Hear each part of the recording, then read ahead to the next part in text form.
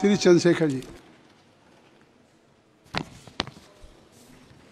माननीय सभापति जी, जय भीम। बहुजन समाज में जन्मे सभी संतों, गुरुओं, महान पुरुषों को नमन करता हूं, जिनमें महात्मा ज्योतिबा फूले, डॉक्टर बाबा साहब अम्बेडकर और मान्यवर काशीराम साहब को मैं याद भी करता हूं आज के दिन पर। साथ साथ नगीना की महान जनता और भीम आर्मी और हमारी पार्टी आज़ाद समाज पार्टी काशीराम के साथियों का भी धन्यवाद करता हूं। इसके बाद अपने कुल गुरु जगत गुरु सदगुरु रविदास जी महाराज को भी मैं नमन करता हूं, जिन्होंने दुनिया को लगभग 600 साल पहले बेगमपुरा शहर के रूप में दुनिया का सबसे महान लोकतांत्रिक दर्शन दिया। अध्यक्ष महोदय, माननीय सभापति जी, 14 अगस्त 1947 को ये देश अंग्रेजों के अधीन था। 15 अगस्त 1947 को हम लोग आज़ाद हुए। 16 अगस्त 1947 को देश आज़ादी में था, लेकिन धन धरती राजपाट में बंटवारा नहीं हुआ। जो साधन संसाधन थे उनमें बंटवारा सही रूप से न होने के कारण एक बहुत बड़ी आबादी सुविधाओं से वंचित और सम्मान से वंचित रह गई।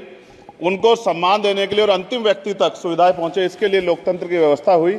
लेकिन आज़ादी के 70 साल बाद भी हम कहाँ खड़े हैं, इस पर ये चिंता का विषय है।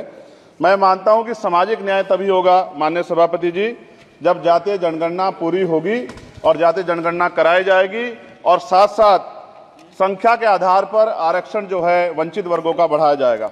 उसके साथ साथ जब राष्ट्रपति जी अभिभाषण पे बात रख रही थी तो उन्होंने शहरी और ग्रामीण क्षेत्रों के विकास की बात कही और ये भी कहा कि दुनिया में सबसे उत्तम शहर हमारे यहाँ बने। लेकिन माननीय सभापति जी, 70% आबादी तो गाँव में निवास करती है, तो गाँव की आबादी के बारे में भी सोचना होगा कि उनका जीवन कैसे बदले। माननीय सभापति जी, उच्च शैक्षणिक संस्थानों में बहुजन समाज के जो छात्र हैं उनके साथ कास्ट एट्रोसिटी हो रही है, निरंतर उनकी हत्या हो रही है। साथ साथ जो सरकारी कर्मचारी हैं दफ्तरों में, उनके साथ भी जो SC ST OBC और मुस्लिम और अन्य धार्मिक अल्पसंख्यक, उनके साथ भी माननीय सभापति जी जातिगत और धार्मिक जो है शोषण किया जा रहा है। इसलिए मेरी मांग भी है कि पुरानी पेंशन को भी अध्यक्ष जी बहाल किया जाए। जो कर्मचारी देश की सेवा में लगे हैं उनका भी सम्मान होना चाहिए।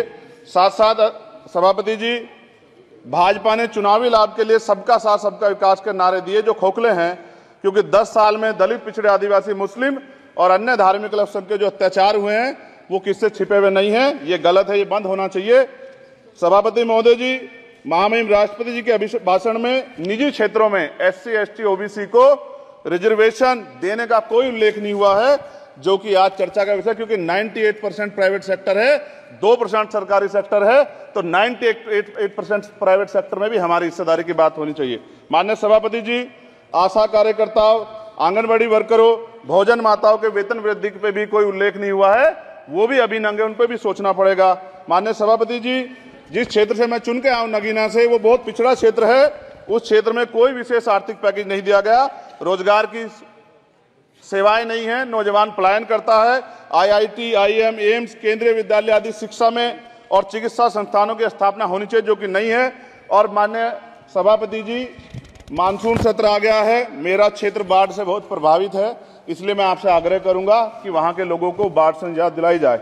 माननीय सभापति जी, चीन हमें आंख दिखा रहा है और लगातार हमारे देश की सीमाओं में घुसपैठ कर रहा है, इसलिए अग्निवीर योजना को हटाकर पुनः सेना भर्ती शुरू की जाए और साथ साथ भारत की सबसे प्राचीन व बहादुर रेजिमेंट में से एक चमार रेजिमेंट को पुनः बहाल करा जाए, ऐसा भी मेरा आपसे आग्रह है। माननीय सभापति जी, पिछले सारे प्रधानमंत्रियों ने मिलकर जितना कर्ज लिया है उससे दुगना कर्ज हमारे वर्तमान के प्रधानमंत्री जी ने लिया है। किसान अगर अपना कर्ज माफ कराने के लिए जाता है तो लाठी झेलनी पड़ती है, जबकि सरकार ने धन्ना सेठों का 15 लाख करोड़ रुपया माफ किया है। इस ओर हमें ध्यान देना पड़ेगा, हमारी आने वाली पीढ़ियों को ये कर्ज चुकाना पड़ेगा। माननीय सभापति महोदय जी, किसानों को MSP की लीगल गारंटी तथा किसानों का कर्ज माफ होना चाहिए। साथ साथ 2 अप्रैल 2018 को SC ST के बच्चों पे बहुत बड़े पैमाने पे मुकदमे लगे थे, वो हमारी लड़ाई सही थी, ये सुप्रीम कोर्ट ने माना और बाद में सरकार ने माना, वो मुकदमे तुरंत वापिस होने चाहिए। माननीय सभापति जी, प्रेस जो है उस पर भी शिकंजा कसा जा रहा है। जो पत्रकार सरकार खिलाफ बोलता है नौकरी से हाथ धोना पड़ता है, और सोशल मीडिया हमारा हथियार है, उस पर तरह तरह के प्रतिबंध लगाए जा रहे हैं और विरोध करने वालों को सोशल मीडिया हैंडल भी सस्पेंड करा दिए जा रहे हैं।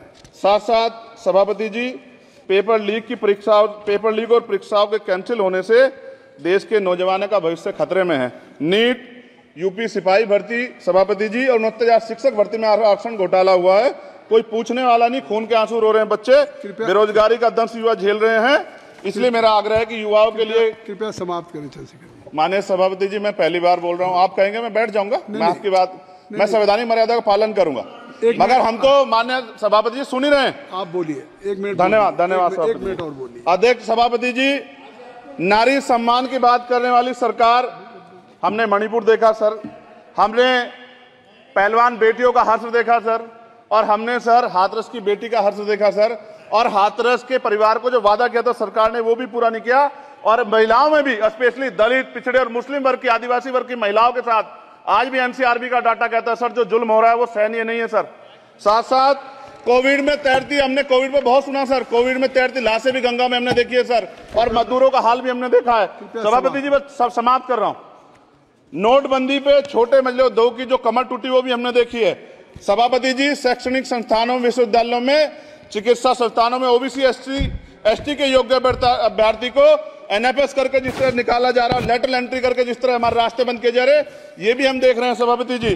साथ साथ मेरा ये कहना है सर, ये सबका इशू है कि प्राइवेट कर्मचारी सर और सरकारी भी कई जगह पे 8 से ज्यादा घंटों से काम करते हैं, और उनको जो सर उचित वेतन भी नहीं मिलता, तो न्यूनतम वेतन 20,000 रुपए तय हो और 24 घंटे की ड्यूटी। उदाहरण के तौर पे यूपी पुलिस सर बहुत पूरा काम करते हैं वो लोग, वो राज्य के विषय हैं। आप सर मैं आपके राज्य सरकार के लिए भी आपके संज्ञान में डाल रहा हूँ विषय सर। पुलिस सब जगह है सर, लेकिन सवाल ये है सर, बहुत पसीना बातें हैं, 8 घंटे की ड्यूटी और वेतन विसंगति, बॉर्डर स्कीम से उनको जो बाहर